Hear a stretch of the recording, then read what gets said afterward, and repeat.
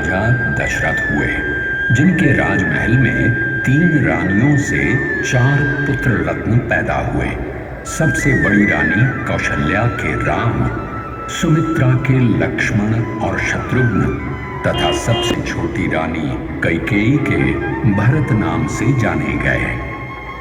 रघुनंदन श्री राम, जिनके जन्म से माता पिता के हृदय में ही नहीं, संपूर्ण अयोध्या नगरी में सुख का उजियारा छा गया।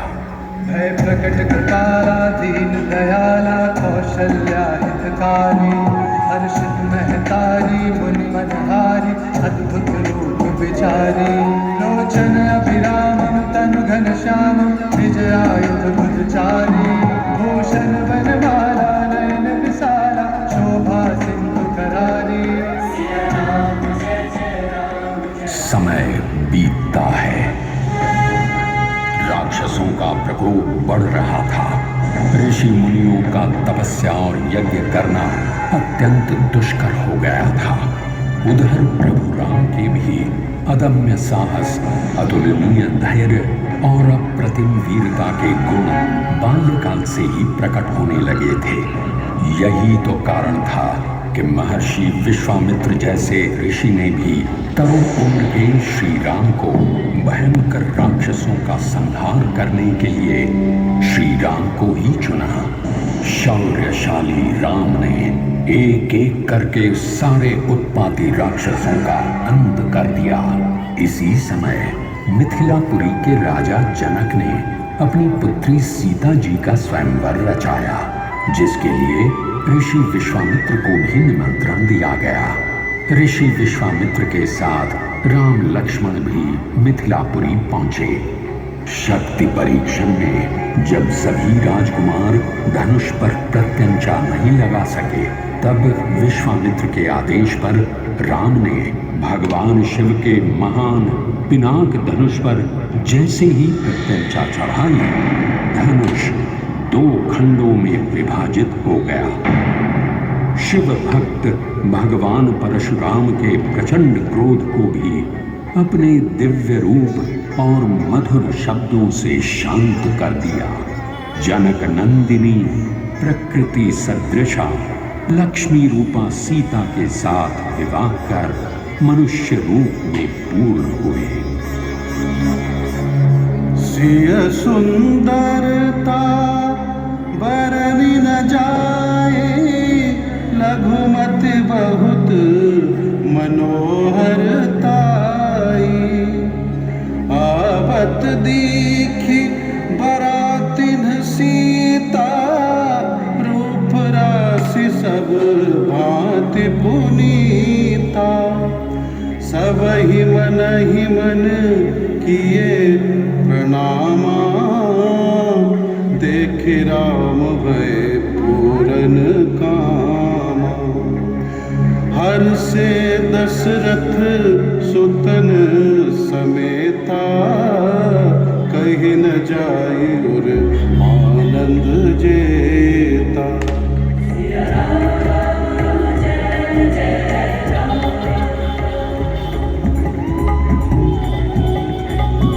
समय बीतता गया और अयोध्या में राम को राज्याभिषेक करने की तैयारी होने लगी। अयोध्या में खुशियों का उल्लास था, पर काल में कुछ और ही छुपा था। राजा दशरथ की रानी कैकेयी ने राजा दशरथ से 2 वरदान मांग लिए, जिसमें अपने पुत्र भरत के लिए राज और राम के लिए 14 वर्षों का वनवास। दशरथ शोक और पीड़ा में डूब से गए। अपने ज्येष्ठ पुत्र राम को वन में 14 वर्ष के वनवास के लिए कैसे भेज देते, जो श्री राम भ्रातृ प्रेम की अनूठी मिसाल है, पिता के दुलारे हैं, मां की आंखों के तारे हैं, जिनके लिए माता कैकेयी का आदेश परम धर्म है और जो पिता के वचन का पालन करने के लिए निसंकोच वनवास की ओर चल दिए।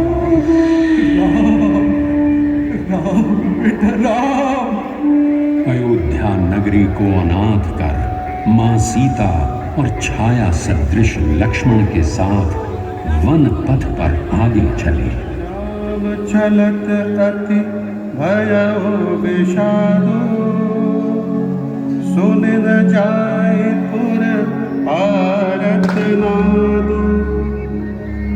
कुसगुन लंक अवध अति शोको, हरस विषाद विवश सुरलो।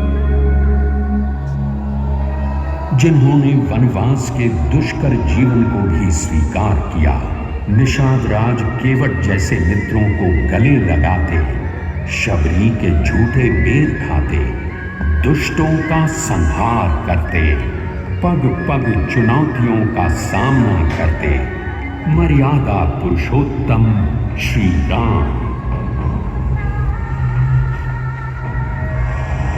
तभी एक दिन रावण की बहन शूर्पणखा वहां आई और राम या लक्ष्मण से विवाह का प्रस्ताव रखा, जिसे दोनों ने ही अस्वीकार कर दिया, जिसका बदला लेने के लिए वो सीता को मारने दौड़ी।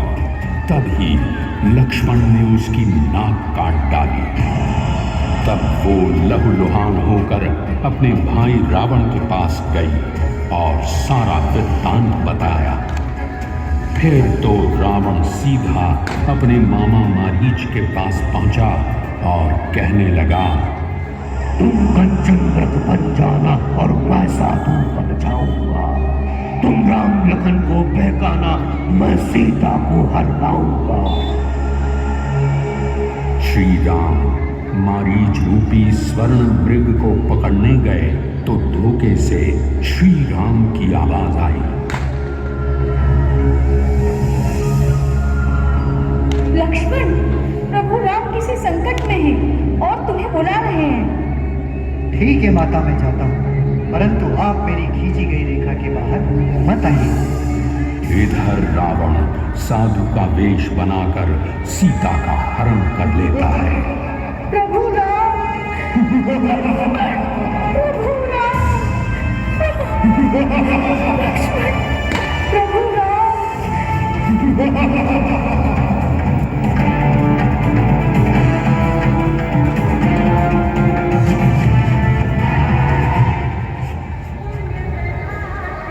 सीता जी को ढूंढते हुए श्री राम और लक्ष्मण ऋष्यमुख पर्वत पहुंचते हैं। वहां उनकी भेंट वीर हनुमान से होती है। हनुमान जी राम के ईश्वर स्वरूप को पहचान लेते हैं। हे प्रभु, मैं आपका सेवक हनुमान हूँ। आप मुझे कैसे भूल गए प्रभु? सुन कपिजिया मानसी जनियोना, ते मम प्रिय लक्ष्मण ते दूना। समदर्शी मोहि कह सबको, सेवक प्रिय अनन्य गति सो।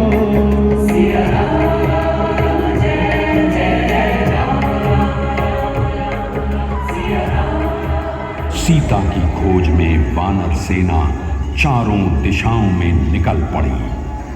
दक्षिण में हनुमान जी ने समुद्र को लांघ कर लंका में प्रवेश किया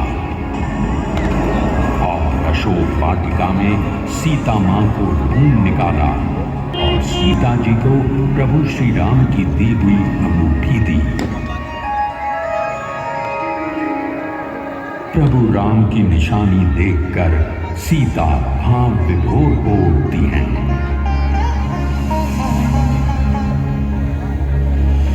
वाटिका में मेघनाद हनुमान जी को पकड़ लेता है और बंदी बनाकर रावण के दरबार में ले जाता है।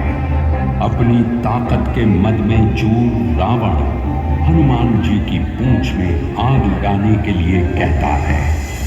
फिर क्या था, पूंछ में आग लगते ही महावीर हनुमान जी ने पूरी लंका को आग लगा दी। लंका धू धू कर जलने लगी।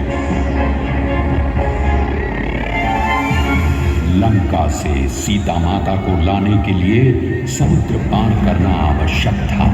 अब प्रभु श्री राम लंका पर चढ़ाई करने के लिए समुद्र से रास्ता मांगने लगे। प्रभु श्री राम 3 दिनों तक प्रार्थना करते रहे, किंतु समुद्र ने रास्ता नहीं दिया।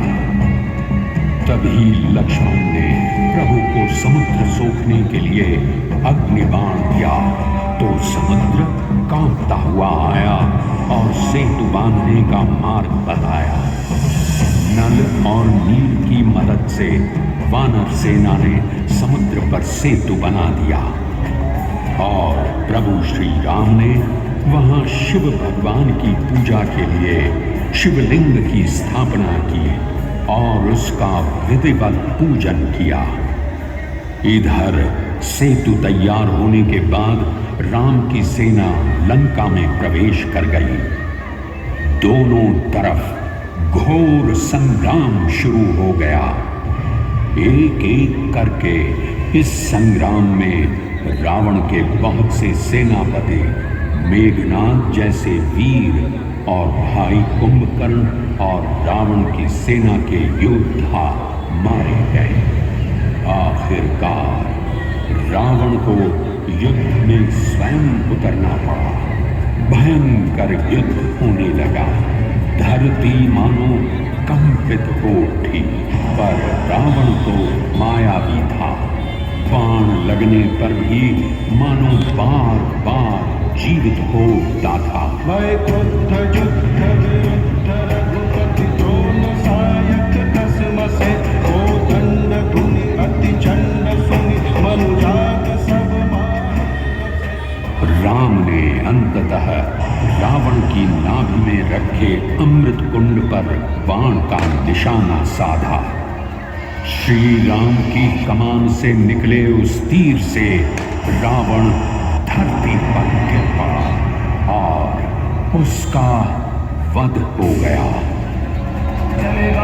जनूर्गा तस्मै हते सारथी दुर्गा रथ विभंज हत केतु पताका गर्जा अति अंतर बल खाता तुरत अनुरत चढ़ खिसियाना अस्त्र शस्त्र छाण से विधिराना विबल होए सब देवता के हिम पर द्रोह निरंत मन साके। समस्त भूमंडल राम जी की जय से गूंज उठा। सत्य की असत्य पर जीत, अच्छाई की बुराई पर जीत, धर्म की अधर्म पर जीत हुई। लंका सहित संपूर्ण विश्व में राम राज्य की स्थापना करके 14 वर्षों के लंबे वनवास के बाद भाई लक्ष्मण सहित सिया संग राम वापस अयोध्या लौटे। पुनर्मिलन का सुख रसधार बन आंखों से बह निकला। वर्षों से वीरान अयोध्या की पावन धरती कुछ यूं चहक उठी, मानो बंजर धरती को वर्षा की फुहारों ने नहला दिया। श्री राम के अनंत प्रेम से महका दिया। अयोध्या नगरी के घर घर, गली गली में असंख्य दीपमालाएं जगमगा उठी।